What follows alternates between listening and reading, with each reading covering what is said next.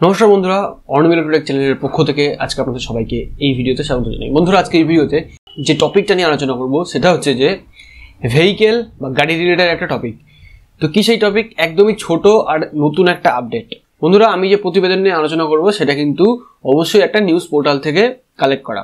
বর্তমান সময়ে পেট্রোলের দাম চলছে 106 টাকা সামথিং, তাই ধরে নেওয়া যায় 107 টাকা কাছাকাছি হচ্ছে পেট্রোল পার লিটার। বাইক বা গাড়ি চালাতে গেলে কিন্তু আমাদের অনেকেরই কিন্তু পকেটের খুব ব্যথা লাগে। তো সেই জায়গা থেকে দাঁড়িয়ে যদি আপনি শুনতে পান যে আপনি এখন গাড়ি চালাবেন মাত্র 15 টাকা পার লিটার খরচে, তো সেটা শুনে আপনার ভালো লাগবেই। তো কি সেই ব্যবস্থা আর কি সেই নিউজ?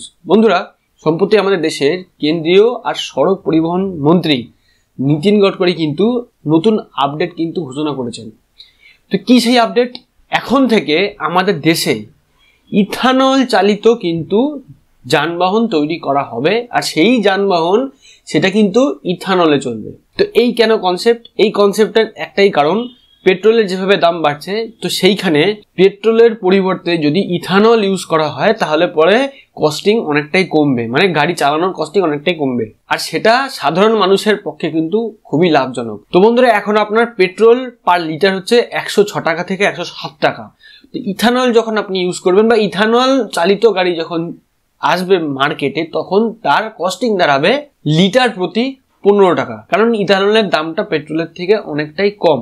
এছাড়াও নীতিন গডকরি এটাও বলেছেন, নাগপুরে তার কোনো একটা মিটিং এ কিন্তু মার্সিডিজ বেঞ্জের যে চেয়ারম্যান তার সাথে কিন্তু তার কিছু কথাবার্তা হয়। তো সেইখানে মার্সিডিজ বেঞ্জের যে চেয়ারম্যান রয়েছেন তিনি জানিয়েছেন কি, নেক্সট টাইম মার্সিডিজ বেঞ্জ যে ব্র্যান্ড, সেই ব্র্যান্ড যে সমস্ত গাড়ি বের করবে সেগুলো কিন্তু সমস্তই ইভি টাইপ যানবাহন হবে, মানে কি ইলেকট্রিক ভেহিকেল, ঠিক আছে, মানে ব্যাটারি চালিত গাড়ি। এরপরেও এখানে একটা ইম্পর্টেন্ট কথা বলার আছে, আপনার গাড়ি যতই ইথানলে চলুক না কেন সেই গাড়ির মধ্যে কিন্তু একটা এক্সট্রা ফিচার দেওয়া থাকবে। সেই ফিচারটা কি? আপনার গাড়ি কিন্তু ইলেকট্রিসিটি উৎপাদন করতে পারবে বা ইলেকট্রিসিটি তৈরি করতে পারবে, মানে কারেন্ট তৈরি করতে পারবে, আর সেটাকেও কিন্তু সেই গাড়িতে ইউটিলাইজ করা হবে। কিভাবে করা হবে, সেই গাড়ি কবে মার্কেটে আসবে, সেই গাড়ির কস্টিং কেমন হবে, মানে সেই গাড়ির অনরোড প্রাইস কেমন হবে, সেইগুলো কিন্তু সেই প্রতিবেদনে কিছু খোলাসাভাবে কিছু বলা হয়নি। তো এই নিয়ে যদি আপডেট পাওয়া যায় সেটাও কিন্তু অবশ্যই আমরা ভিডিওর মাধ্যমে শেয়ার করব।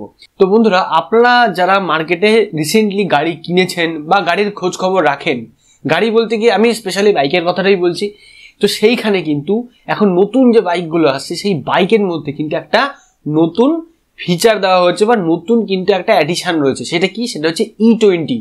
এবার আমি দেখুন এখানে একটা স্টিকার মতো দিচ্ছি, তো এই স্টিকারগুলো কিন্তু নতুন যেসব বাইকগুলো মানে 2023-এ লঞ্চ করা, 2023-এ বানানো যে সমস্ত বাইকগুলো আসছে আমাদের মার্কেটে, সেটা কিন্তু এই E20 টেকনোলজি দিয়ে আসছে।